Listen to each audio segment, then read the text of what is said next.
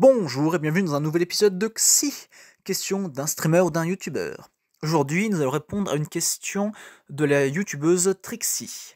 En effet, dans les marais d'un jeu vidéo en Amazonie, elle a fait la rencontre d'un animal bien étrange. Voyons ça tout de suite.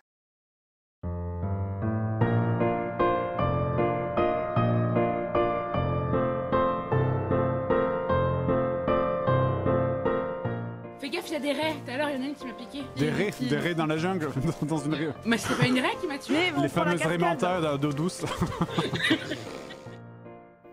Contrairement à ce que croient nos streamers, il existe bel et bien des raies d'eau douce. Celles-ci sont des raies pastenagues, elles possèdent donc un aiguillon.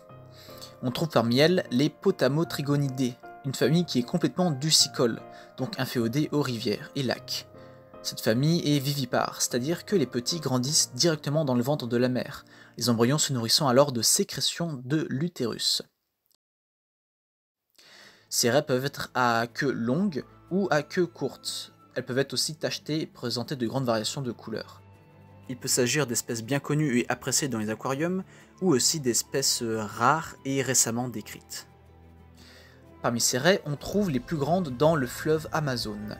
On a par exemple la raie disque, qui peut faire 1,60 m de diamètre pour 100 kg.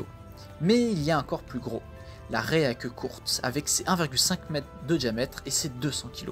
D'ailleurs, ce pêcheur semble avoir beaucoup de mal à pêcher ce monstre. 3 heures. Regardez-moi ces sacrés dards. Cet animal peut infliger de terribles blessures qui vont s'infecter. En effet, ces raies possèdent un venin qui vient s'intercaler entre les écailles de leur peau, mais également présent dans une glande à venin. Lorsque le dard va rentrer dans la chair de sa victime, une peau qui recouvrait celui-ci va se déchirer et libérer le venin. Ce dard n'est qu'un moyen de défense, malgré le fait que ces raies soient prédatrices. Cependant, on peut faire encore plus gros, dans la famille des Dasyatidae. Cette famille, ce sont des raies côtières, mais quelques espèces vivent en eau saumâtre ou eau douce, comme la raie géante d'eau douce. Celle-ci vit dans les rivières d'Asie du Sud-Est, notamment en Thaïlande, et elle peut atteindre jusqu'à 2,4 m de diamètre pour 400 kg. Celle-ci est également vivipare, et on la voit ici accompagnée de deux petits qu'elle protégeait sous son aile. Pour conclure, les raies d'eau douce sont des raies très spécialisées appartenant à quelques familles. Celles-ci sont des raies pastenagues, possédant des aiguillons très venimeux pour certaines, et qui représentent un danger pour certaines populations. Ces raies sont aussi souvent en danger d'extinction à cause de la pêche, de la destruction de l'environnement ou de la capture pour les aquariums.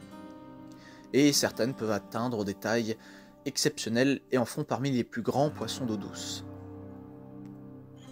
Voilà, cette vidéo est terminée. Vous pouvez vous abonner si elle vous a plu. Et moi, je n'ai plus qu'à vous dire à la prochaine sur Esprit Biologie.